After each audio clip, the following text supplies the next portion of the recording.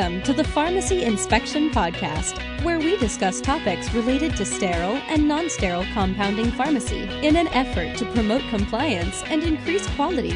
The Pharmacy Inspection Podcast is a member of the Pharmacy Podcast Network, delivering quality and meaningful conversations and discussions about our pharmacy industry and the critical role pharmacists play in our healthcare systems.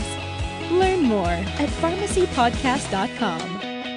Please welcome your hosts, Brian Prince and Seth DePasquale.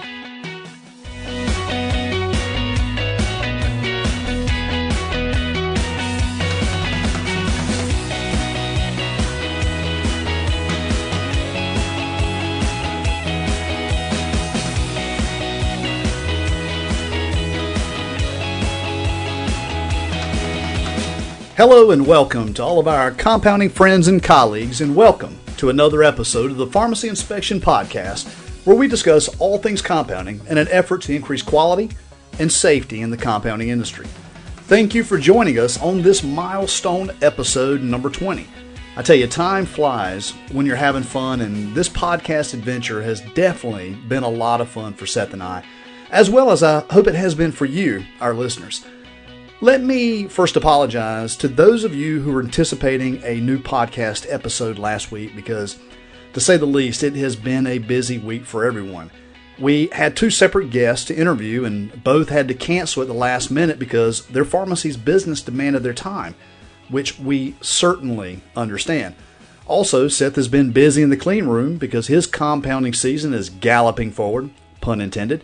And I have 9 lab design projects going on at the same time. So there's no doubt that the life of an entrepreneur is a busy one. We know that all of you pharmacy owners, business owners, and everybody involved in making the daily operations happen, you're all so super busy. So we want to let you know that we appreciate your time in joining us week after week. When Seth and I decided to launch the podcast, we'd originally intended to release an episode every few weeks, maybe one a month. And we got having so much fun that, we were interviewing guests and we just started releasing an episode every week.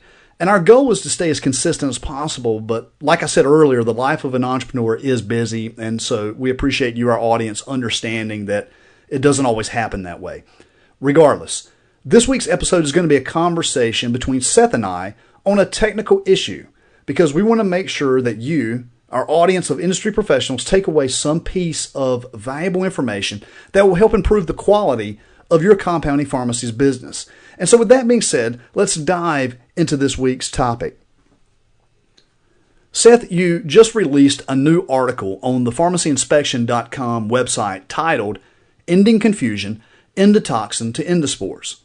I have to admit that honestly, I didn't know the difference between the two, and so I enjoyed, as always, your meticulous and amusing explanation and writing style. Seth, so I have 3 starting questions, and I'll let you start to unpack these. Number 1, what are the differences between endotoxins and endospores? Number 2, why is it important to know the differences between endotoxins and endospores? And number 3, how do we effectively kill endotoxins and endospores? Hey, Brian, great question. And like Brian said, I just wrote about this on the website. I'll refer to the article a little bit here and there, but also I think I have probably even some more thoughts on the topic. So first, let me just say, like Brian also said, it's been a busy last few weeks for Brian and I, and I'm sure for everybody else. Brian's pun intended joke of my busy season is galloping away. So yeah, it is the horse breeding season officially as of February 15th, I believe. And that's what we do. That is everything that I do is make sterile compounds for breeding horses, either helping them ovulate or keep them in foal or even out of heat. So yeah, we're in full swing, and I just have not stopped for the last 2 weeks. So it is really busy. Anyway, so let's get back to the questions. So Brian's first question, what is the difference between endotoxins and endospores?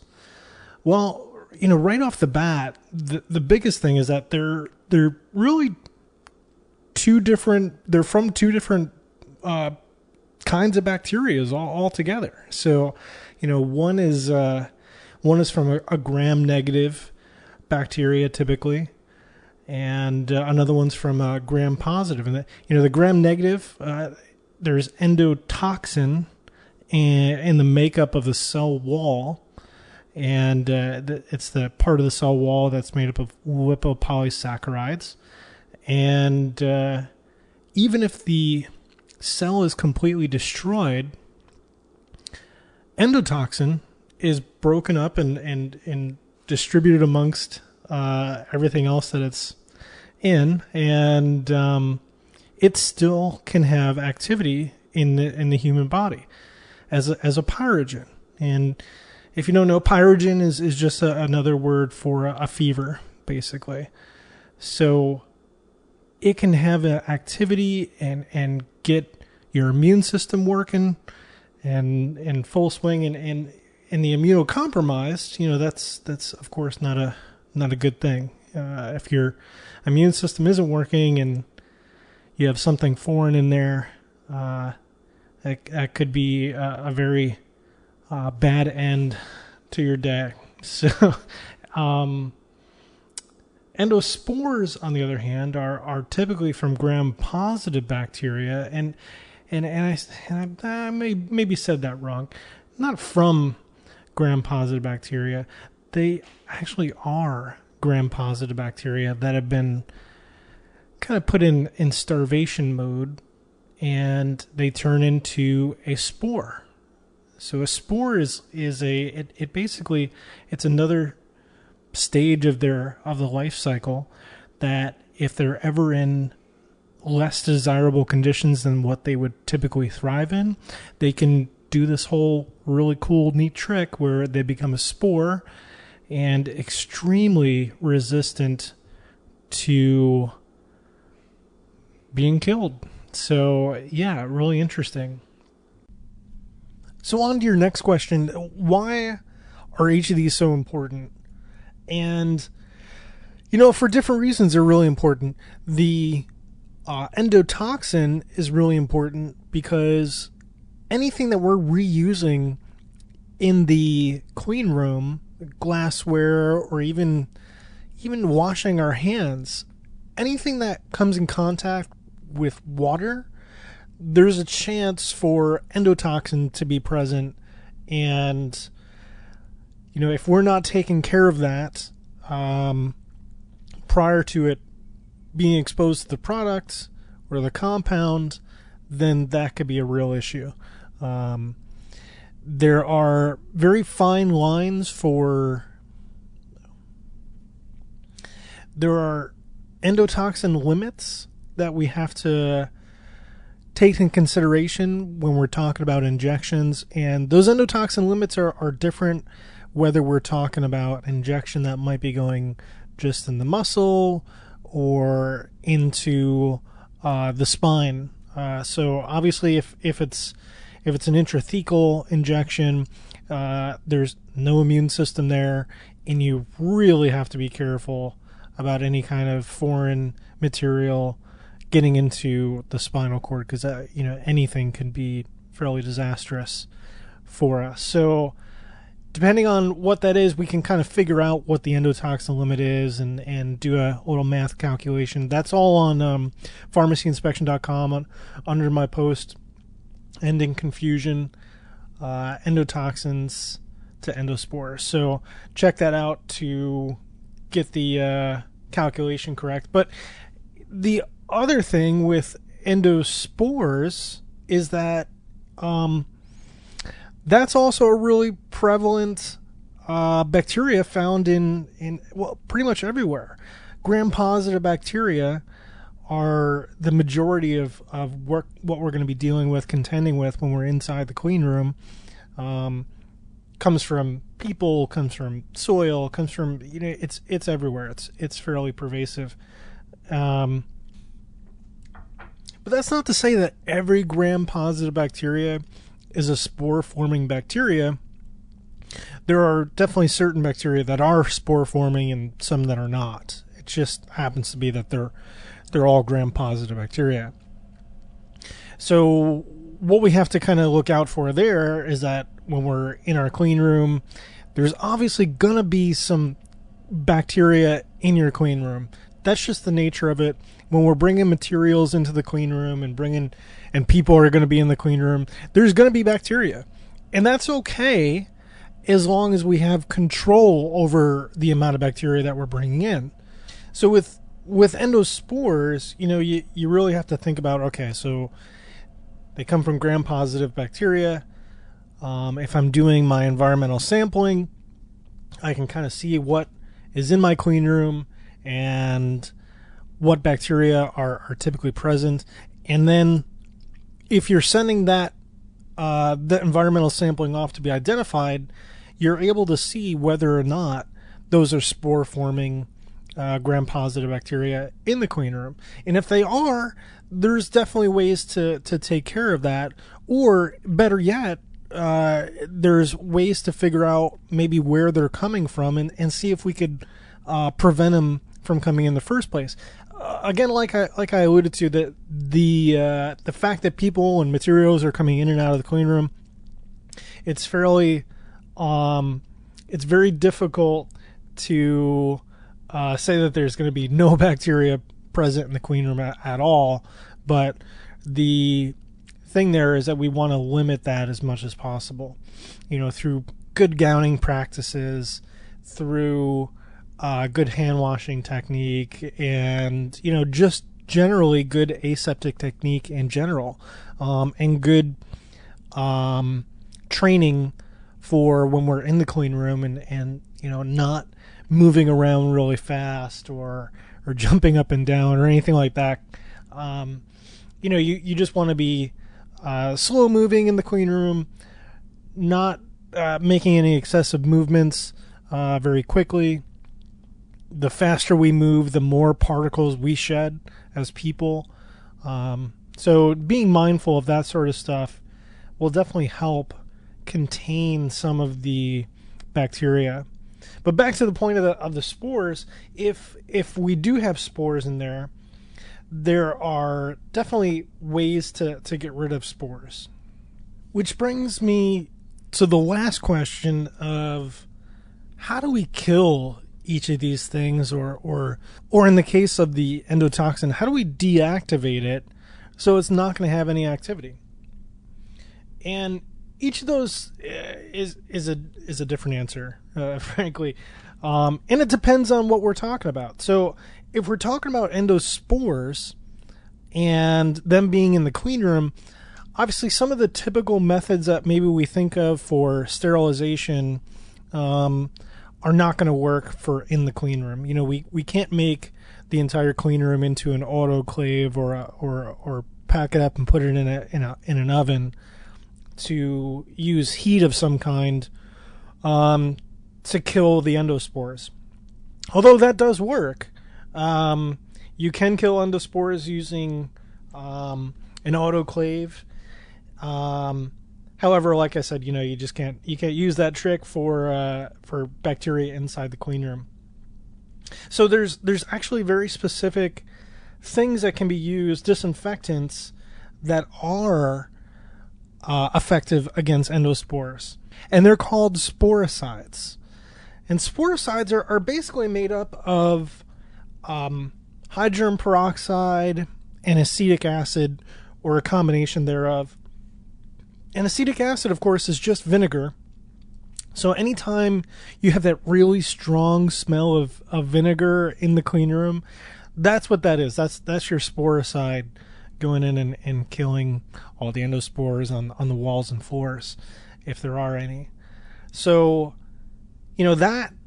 those two chemicals are able to break past the very thick coating of the endospore to actually kill the bacteria itself. So, just to talk really quick about a particular type of clean that's very effective against killing a really large percentage percentage of the bacteria on your surfaces inside the clean room is called a triple clean, which is a clean with 2 disinfectants followed up by with a sporicide.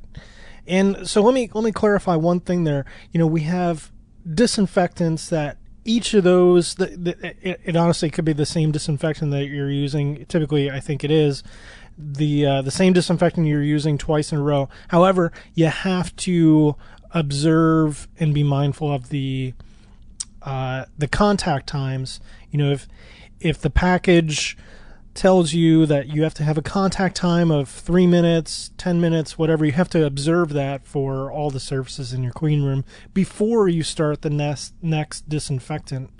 And then again too with the sporicide. So the sporicide, those typically have anywhere from 3 to 10 minute contact time, where you have to just let it sit on the surface to actually have all the full activity that it's able to do. And typically with those are pretty corrosive chemicals, the sporicides that is. So you'll want to rinse that either with sterile IPA or sterile water, just to get that residue off the surface so it doesn't damage the surface itself. So that's how you get rid of the endospores. Now, endotoxins, on the other hand, again, like I said at the beginning, those are a part of the cell wall of gram-negative bacteria.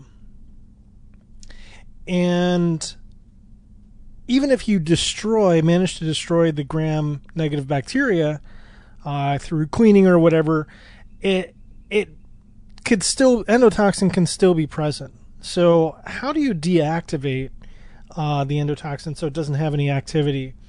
And really the best way to do that is with dry heat, temperatures in excess of, at 250 degrees Celsius for a minimum of 30 minutes.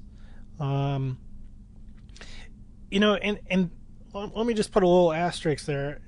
That all depends on, how much you're putting into the oven, what you've tested. Theoretically, you're testing each of those objects that you're putting in the oven to make sure that it actually did have an effective kill, using either biological indicators or endotoxin challenge vials, to know whether or not your cycles are actually doing the job of deactivating and killing, sterilizing, and depyrogenating whatever materials you're putting in there. So really important in whether we're using an autoclave or a dry heat oven, that we're actually using biological indicators to verify that cycle, to make sure it actually did kill whatever we're trying to kill. So that's it. This stuff isn't not too difficult to understand once it's broken down and you realize that, endotoxin comes from water bacteria, typically gram-negative bacteria. It's the cell wall. It's a part of the cell wall of the gram-negative bacteria. And then gram-positive bacteria are able to do this really cool thing called forming a spore, where they become really resistant and they get a hard shell around them and protected, and really resistant to chemicals and exposure to heat and all this stuff. So they're hard to kill. But that's it. It's not too bad to wrap your head around once you understand it, and once it's broken down. So yeah, Brian, what else you got? Seth, the information that you've brought here today for us, and which is that you write about on the pharmacyinspection.com website, is offered up and written in a style that is easy to understand. And oftentimes I've noticed that it is best practices and offers corrective action strategies. And if they're implemented, will certainly lead to a more safe and quality product for the patient, which is always certainly, our number one strategy. I genuinely appreciate the fact that you are a lifetime learner, and that's because I can tell that's one of the reasons why our personalities have such a kinship for each other. And I've said many times in conferences to PICs, technicians, pharmacy owners that implementing best practices are sometimes going to create a culture change. I cannot emphasize enough how important it is to implement a positive company culture, whether it's for the sake of safety and quality or for the sake of the company overall. And let me see if I can just dissect that for a moment for the audience here. If I were going to relate culture to that of constructing a house and create some sort of metaphor around that, then company culture is the foundation for which everything else builds on. I've developed a personal philosophy of business called the 3 C's, those being culture, customer, and cash flow. We start with the culture, and then every process or process improvement runs through the 3 C's filter. Number 1, does it align with our culture? Number 2, does it benefit the customer? And number 3, does it have a positive impact on cash flow? And so those are just, some of my personal philosophies that I brought forth. And without getting too deep into those, personal business philosophies, let me just say that management has got to set forth a positive culture for quality and change. If your business has a consistent employee turnover, just as an example, I would say that you really need to examine your company's culture. By the same token, if management does not, quote unquote, buy in to the changes behind USP standards, then don't expect your staff to miraculously change the quality standards of your compounded products. Culture starts at the top and trickles down, not the other way around. And I could probably go on and on standing on the soapbox, but I will politely step off and say thank you again to our audience for this week, and I send you wishes for enduring success both this week and this year and forever, and remind you to keep raising the bar.